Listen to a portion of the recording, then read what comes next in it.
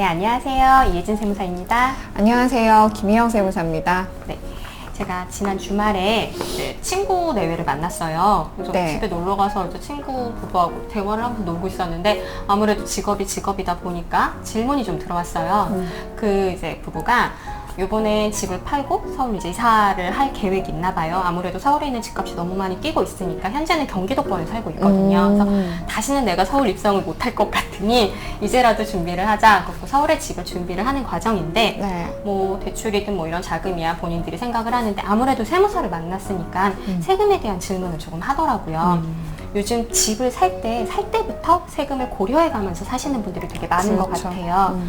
사실 때 취등록세는 당연한 거고 어쩔 수 없이 지금 나중에 혹시라도 팔 때 양도세는 어떻게 될 것이며 네. 갖고 있는 동안의 보유세 이 부분도 되게 고민이 많으신 것 같아서 질문이 우리가 부부가 공동 명의로 집을 구입하는 게 맞을런지 혹은 남편이 대부분 주수입원이니까 네. 남편 이름으로 단독 명의로 집을 구입하는 게 맞는 건지 아니면 뭐 와이프 명의로 사는 게 맞는 건지 어떻게 하는 게 좋을지 세금적인 측면에서 좀 조언을 해달라는 질문을 놀러 갔는데 무턱대고 맥주 한 잔을 먹고 있는데 들어오더라고요. 그래서 그렇죠. 요즘은 집을 살 때 보유할 때 나오는 세금도 만만치가 않고 당연히 양도세는 뭐 워낙 이슈가 많았으니까 세율이 네. 높다라는 것도 알고 있고 이 보유세에 대한 문제 이게 공동 명의가 나을지 단독 명의가 나을지에 대한 질문이 정말 많이 받고 있는데 네.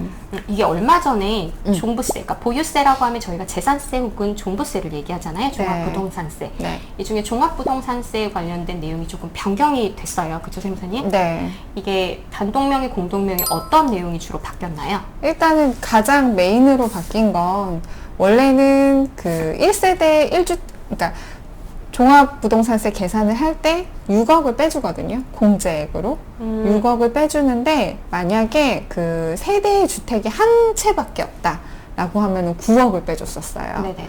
근데 공동명의다 한 채가 있는데 그러면 명의가 다 그 종합부동산세는 사람별로 인별로 계산을 하다 보니까 똑같이 한 채를 갖고 있는데 공동명의면 12억이 빠지는 거예요.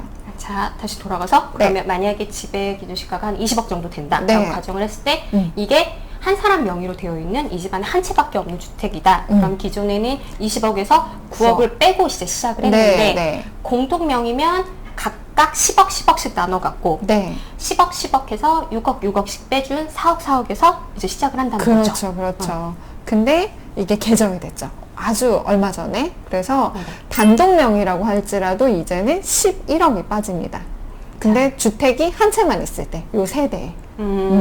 그러면 다시 돌아가서 아까는 20억에서 9억을 빼고 시작했는데 네. 지금은 20억에서 11억을 빼고 9억에서 네. 시작을 한다는 네, 거죠. 네, 네. 그렇죠. 이게 공동명의거나 단독명의일 때 어차피 세대에 집이 한 채밖에 없는데 누구 명의로 되어 있느냐에 따라서 유불리가 나눠질 수 있으니 네. 형평성을 맞추기 위해서 세법이 개정된 걸로 알고 맞아요. 있어요. 네. 그래서 질문이 정말 많이 들어오기 시작했어요. 이게 바뀌다 보니까 네. 어떤 게 유리한가요? 이런 질문? 워낙에 지금 보유세가 엄청 세다 보니까 왜 그런 말도 있잖아요. 회사 왜 다녀요? 집이 그렇게 비싸고 좋은 거 갖고 있는데 그러면 종부세 내려고요. 그렇죠. 제 연봉만큼 종부세가 나옵니다. 뭐 이런 얘기 하잖아요. 네네네. 그래서 종부세가 계속 너무 화제가 됐었고 많이 바뀌었기 때문에 이게 한 사람당 6억씩 공제를 받아서 12억을 공제받을 수 있다고 하면 우리 집 주택을 그 배우자하고 공동명의로 바꾸고 싶어요 라고 해서 증여를 하기도 하고 그랬었거든요. 근데 그렇게 증여를 할 때 약간 증여가 무조건 답은 아닙니다 이런 기사들이 계속 올라왔었어요. 왜냐면 단독 명의일 때만 받을 수 있는 두 가지 혜택 때문에 뭐냐면 고령자가 받는 세액공제. 고령자라고 하면은 지금 만 60세 이상, 만 60세 이상인 그 명의자가 만 60세 이상이라는 거죠. 단 그 세대에 주택이 한 채만 있고 그 명의자가 만 60세 이상일 때 받을 수 있는 그 고령자의 세액공제. 두 번째는 1세대 1주택자가 5년 이상을 보유하게 되면 받을 수 있는 또 장기 보유 공제가 종부세에도 있어요. 이 두 가지를 받을 수 있기 때문에 그 공동명의를 하는 것보다는 단독명의가 어떤 면에 있어서는 유리할 수가 있다. 막 이런 얘기가 나왔었거든요. 그렇죠. 그러니까 잘 선택해야 되는 거죠. 유불리 따져서. 근데 그 전에는 그래도 공동명의면 12억이 빠지고 단독은 9억만 빠지니까 이게 뭐가 유리한지 이렇게 계산을 해봐야 됐었는데 이제는 11억이 빠지다 보니까 단독 명의가 훨씬 유리하게 됐죠. 그럴 수 심지어 있죠. 네. 연세가 있으신 분들은 네, 오래 보유하고 그렇죠. 나이가 좀 있으신 분들은 이게 공동명의로 해놨는데 단독명의가 더 유리하네 이런 경우가 있을 거예요. 그렇죠? 그렇죠. 단독 명의로 강남권에서 굉장히 오래 보유한 주택, 내가 이 집에 살기만 했는데도 집값이 계속 올라서 매년 내야 되는 종부세가 계속 늘어나는 연세 드신 고령자들을 위한 일종의 혜택이었죠. 네.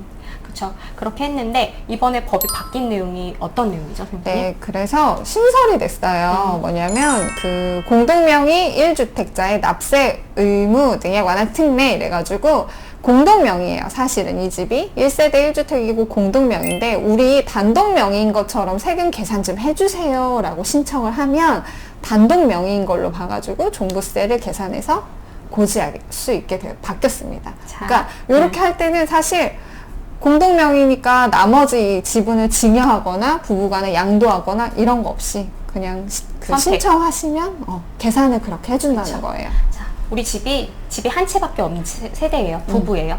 그냥 처음에 취득할 때 뭐 부부는 같이 경제적 생활을 하는 사람들이니까 공동명의로 선택을 했다라고 해서 단독명의일 때랑 공동명의일 때랑 종부세 계산이 많이 달라지는 게 형평성에 어긋난다라고 생각이 들어서 이번에 법이 개정됐어요. 이번에 법이 개정된 취지가 단독명의일 때건 뭐 공동명의일 때건 세액을 일률적으로 하나로 계산을 몰아주는 거라서 내가 비록 남편하고 공동명의일지라도 혹시라도 단독명의로 계산하는 게 더 유리하다라고 생각하면 신청할 수 있고 선택할 수 있는 거죠. 네, 근데 이렇게 신청하실 수 있는 기간이 이제 곧 다가옵니다. 9월 16일부터 30일까지. 아, 기간이 딱 정해져 있는 거군요. 네, 요 기간 안에 신청을 하셔야 나한테 유리한 방법을 적용해서 납세 의무를 부담하실 수가 있어요. 네. 즉 제가 지금 부부 공동명의로 집을 보유하고 있는데 계산을 네. 해봤더니 나이도 많고 우리는 그쵸, 고령자에 대한 혜택도 받을 수 있고 이 집을 보유한 지도 5년이 이상 됐기 때문에 할인율도 적용받을 수 있어서 단독 명의로 계산하는 방법으로 계산하고 싶습니다 하면 앉아 있는다고 되는 일이 아니에요. 아니고 네. 신청을 해야 되는 거고 네. 기간을 놓치게 되면요. 기간을 놓치게 되면 아무래도 안 되겠죠? 뭐 어떻게 쫄라볼 수 그건 잘 모르겠어요. 해주세요. 만약에 네. 올해 제가 기간을 놓쳤어요. 네. 이 정보를 제가 미처 듣지 못하고 네. 10월에 알게 되었어요. 11월에 네. 알게 되었어요. 내년에 혹시 적용받고 싶으면 어떻게 해야 돼요? 그러면 내년에 신청하시면 됩니다. 내년 신청을 그럼 따로따로 해야 되는 거예요? 만약에 올해 내가 단독 명의로 계산하는 게 유리할 것 같아 라고 판단하셔서 신청을 하시면 내년에도 나는 단독 명의가 유리할 때는 그냥 가만히 계시면 돼요. 근데 그러니까 한 번 신청하게 되면 두 번째부터는 신청을 요구하지 않습니다. 그럼 한 번 신청해 놓으면 만약에 그 다음에 내가 다시 단독에서 공동명의 계산 방법으로 바꾸고 싶다. 그럼 바꾸실 수 있어요. 네. 그러면 이건 신청만 하면 되는 거고 네. 굳이 뭐 공동명의에서 단독으로 바꾸기에 증여를 하거나 양도를 하거나 취등록세를 내실 필요는 없어요. 없는 네, 거고 네, 네. 세금이 들어가진 않고 다만 네. 종부세 계산 방법만 네. 선택할 수 있다. 네. 그러면 어떻게 하는 게 조금 세금이 유리할까요? 물론 집집마다 케이스마다 다르겠죠? 대략적으로 그 계산을 돌려봤을 때는 공동주택 고시가격이 12억 미만일 때는 공동명의가 유리하고요. 내가 12억이 넘어간다 라고 하면은 이 단독명의로 계산하는 걸 한번 검토해 보시면 좋을 것 같아요. 그러면 공시가격 12억인 거죠? 이건 시세가 아닌 거죠? 네네네. 매년 그 발표되는 공동주택 고시가격. 요걸로. 네, 네. 그러면 저희가 공동주택 고시가격 12억이라고 하면 현재 뭐 시세를 고려하면 뭐 한 18억에서 20억 이 정도 넘어가는 아파트가 될 수도 있겠네요. 근데 요새 공동주택 고시가격이 꽤 높습니다. 아, 그래요? 네네네. 아, 그래서 그 정도 차이 날 수도 있는데 한번 주소로 검색해 보시는 게 좋을 것 같아요. 네. 인터넷으로 검색하셔서 네. 우리 주택이 부동산에 붙어 있는 가격이 아니라 공동주택 고시가격이 얼마가 되는지 체크하신 다음에 우리 집이 12억이 넘는지 아니면 안 되는지를 고려하셔서 공동명의다. 단독명의로 계산하고 싶다. 이 기간 놓치지 않고 꼭 신청을 하셔야 종부세를 감면 받을 수 있어요. 감면 받으실 수 있는 거군요. 그러면 제가 이번에 집을 사는 이 부부한테 조언을 해줄 때 네. 그래서 공동 명의로 만약에 이 집 한 채밖에 없는 세대 1세대 1주택이다. 네. 그러면 나중에 양도세까지 고려를 한다라고 하면 양도세는 아무래도 누진과세다 뭐 네, 보니까 맞아요. 공동 명의가 유리하죠. 공동 명의로 하시고 종부세는 검토하셔서 단독으로 고지해달라고 하시면 되겠네요. 그러니까 매년 선택할 수 있다라고 아, 하면 네. 취득할 때부터 공동 명의로 하시는 게 유리하죠. 유리하시죠. 네, 그렇죠. 네, 네. 그러니까 처음 취득부터 공동 명의냐 단독 명의냐를 질문하시는 분들이 워낙 많고 상담 사례가 많다 보니까 이럴 때 이제는 조금 자신 있게 공동 명의로 선택을 하시고 네. 그리고 나서 때에 맞춰서 매년 종부세는 다시 한번 고려를 해보시는 게 좋겠습니다라고 안내를 해드리는 게 맞겠네요. 네, 그렇죠. 네, 오늘은 언제 바뀌었지 이 법이? 참 2021년 8월인가 바뀐 네. 걸 제가 알아요. 그래서 법령 개정조차도 아직 조금 미비해서 완벽하게 되진 않았는데 그래도 바뀌고 적용이 올 종부세 12월부터 적용이 되는 부분이기 때문에 가장 이슈가 되는 여러분들이 이제 아파트에 관심이 많고 서울은 집값이 워낙 많이 올랐잖아요. 이때 보유할 때 내셔야 되는 보유세 중에 종부세에 대해서 알아보았습니다.